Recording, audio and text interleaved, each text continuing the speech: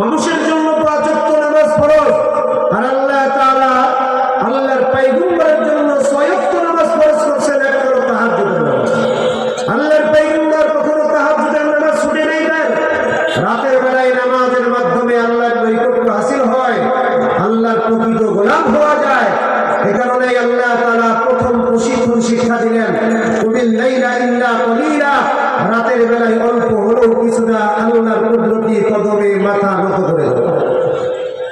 কারণ নামাজ আল্লাহর কাছে দামি একটা ইবাদত। আজকে জমিনের মধ্যে রাতের নামাজ তো দূরে থাক, 5 ওয়াক্ত নামাজের জন্য টাকা দেয় না। মসজিদের মিনারা থেকে মুয়াজ্জিন যখন আযান শুরু করে দেয়, অনেকে আছে খেলাধুলার মধ্যে ব্যস্ত থাকে, কিন্তু খেলা বন্ধ করে একটিবারের জন্য নামাজ হতে চায় না।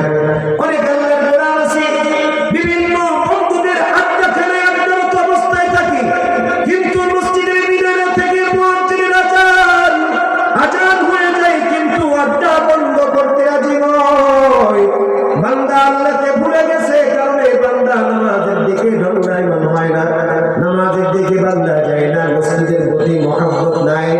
নামাজের জন্য আহ্বান করা হলে বান্দা নাক শেখায়, কানের মধ্যে আঙ্গুল দিয়ে চলে যায়, দৃষ্ট প্রদর্শন করে। ওই যে কাফিরদের মতো নামাজের জন্য আহ্বান করলে দৌড় দেয়। অথচ আল্লাহর পয়গম্বর বলেন, একজন কাফের আর একজন মুমিনের মধ্যে পার্থক্য হলো তরকুস সালাত, নামাজ ছাড়া। যদি কোন আল্লাহর গোলাম নামাজ ছেড়ে যায়, তো কাফেরের মধ্যে আর মুমিনের মধ্যে কোনো পার্থক্য খুঁজে পাওয়া যায় না। নামাজ অনেক দামি ইবাদত। নামাজের বদৌলতে আল্লাহ তাআলা বান্দার জিন্দেগি পরিবর্তন করে দেয়। এই জন্য সাহাবা আজমাইনরা নামাজ যখন আদায় করতেন, তাদের দুনিয়া সবকিছু তারা ভুলে যেত, আশেপাশে কি হচ্ছে না হচ্ছে ভুলে যেত। নামাজের মধ্যে আল্লাহর সঙ্গে রন্দাইমা আল্লাহর জন্য নিবেদিত প্রাণ হয়ে যেত। এই জন্য নামাজের জন্য বেশি বেশি করে নিজেকে তৈরি করা। রাতের বেলায় যদি কিছু সময় পায়, তো রাতের বেলায় তাহাজ্জুদের নামাজের জন্য নিজেকে উদ্বুদ্ধ করা। আমরা তো এখন নামাজ আদায় করি না, আর আগের জামানার মানুষগুলো নামাজ পড়তে যাবেন এ কারণেই শ্রমিক তার পারিশ্রমিক অর্ধেক দিত, আর অর্ধেক মালিককে ফেরত দিত। হযরত আম্মার আবু আম্মার রাহমাতুল্লাহি আলাইহি একজন তাবিঈন ছিলেন। তার বাড়ির একটা ওয়াল ধ্বংস হয়ে গেছে, তো বাজারে চলে গেছে রাজমিস্ত্রির জন্য, যে আমার বাড়ির পিছনের দেওয়ালটা একটু মেরামত করা দরকার। রাজমিস্ত্রি আনতে গেছে। হযরত আবু আম্মার বাজারে চলে গিয়ে ডাক দিয়ে বলেন, এই বাজারের ভাইরা, এখানে কি কোনো রাজমিস্ত্রি পাওয়া যাবে নাকি? আমার বাড়ির পিছনের দেওয়ালটা মেরামত করতে চাই। কিছু মানুষ ডাক দিয়ে বলতেছে, আবু আম্মা, বাজারের অপর প্রান্তে একটা খোলা ময়দানে দেখবা একজন আল্লাহর গোলাম সবসময় কোরআন তেলাওয়াতের মধ্যে মশগুল আছে।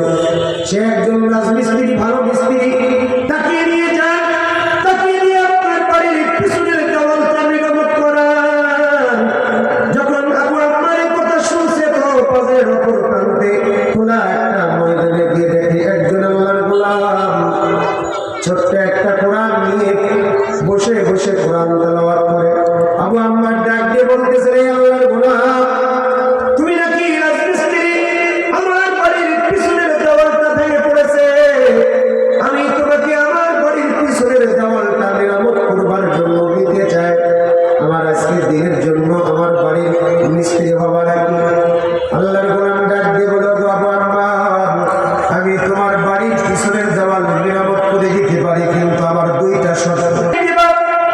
ওই পারিশ্রমিক থেকে অর্ধেক পারিশ্রমিক আমাকে দিবা, আর অর্ধেক পারিশ্রমিক আমি তোমাকে দিয়ে দিব, তুমি রাখবা। আর 2 নম্বর শর্ত, ওই যে অর্ধেক পারিশ্রমিক তোমাকে আমি দিব, তাই 2 নম্বর শর্ত হলো তোমার বাড়িতে আমি কাজকর্ম করবো। অনেক সময় ধুলাবালি লাগবে, যখন যোহরের নামাজের আযান মসজিদের মিনারা থেকে শুরু হয়ে যাবে, আমি তোমার কাজগুলো বন্ধ করে দিয়ে আমি আমার মালিকের কুদরতি কদমে মাথা নত করে দেওয়ার জন্য চলে যাব। এই যে আমি আমার মালিকের কদমে আমার মাথা নত করবার জন্য চলে যাব,